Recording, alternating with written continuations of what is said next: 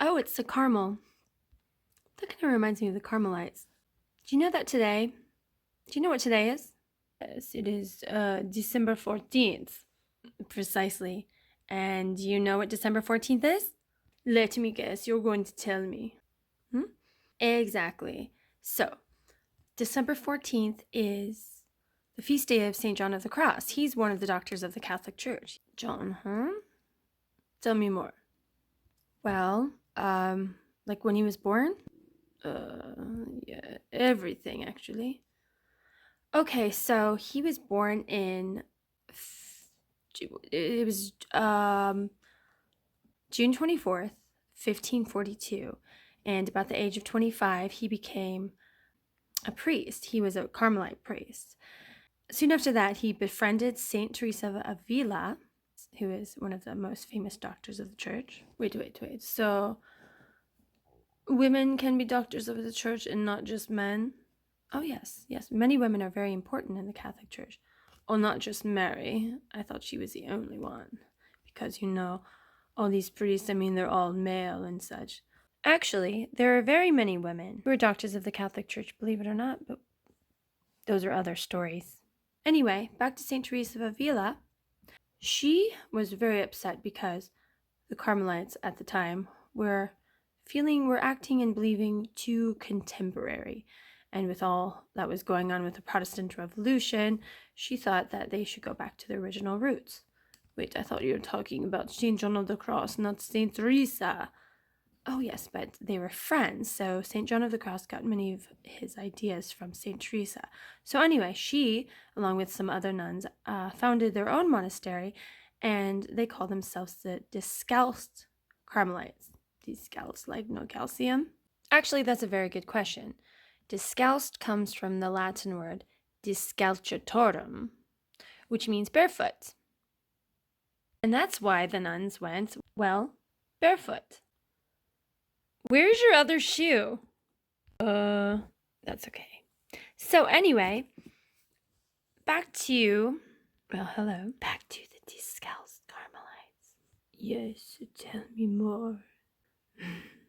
Well, now you know that the meaning of the Carmelites, the Discalced Carmelites, was barefoot. They almost entirely went barefoot, or sometimes they actually wore sandals. What was I saying? What was I saying about the Carmelites? Were you paying attention? It's an austere type of pure, contemplative, prayerful service to God. I see. Okay, continue. Yes. Well, when St. John of the Cross befriended her, he liked the idea of this Reformation, not to leave the Catholic Church like Martin Luther, John Calvin, Zwingli, all those people did, but to reform it from within, kind of like St. Francis did. Oh, yes, St. Francis. Yes, so he vowed to also commit to austerity, poverty, and discipline. And he tried to push this movement along, but the other Carmelites were having nothing of it, and they got very upset with him. And actually, his brothers threw him in a cell, like a prison.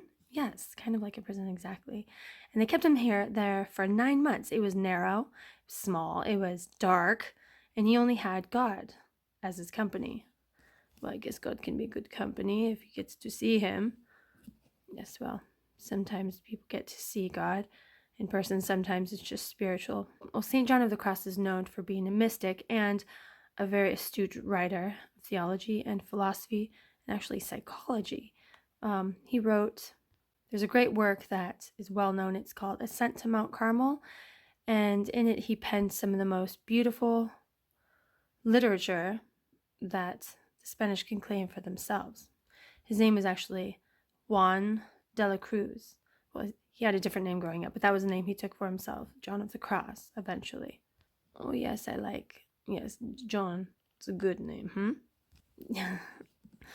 Yes. Anyway, he helped bring reform to the Carmelites, and he founded his own order of friars, the Discalced Carmelites, just like St. Teresa of Avila did. and he lived a short life, relatively, for modern day terms. But maybe it was kind of actually longer for back then, because this is during also the Black Death when many people died. Oh yes, that's not very good. Hemorrhagic fever and all, right? At least it wasn't Ebola, but actually, yes. Scientists believe that the Black Death could actually have been Ebola. Do you know that? No, I didn't know that. That is interesting.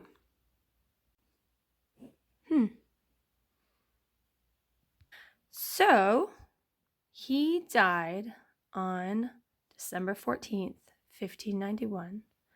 Then he was beatified in, was it 1675 and canonized in 1726. Well, you know your times, don't you? Well, I was quizzed on this quite a bit, and I'm actually kind of interested in it also. I've retained it, because that's the only way to retain things, if you have interest, right? That is right. Can I retain you for some time?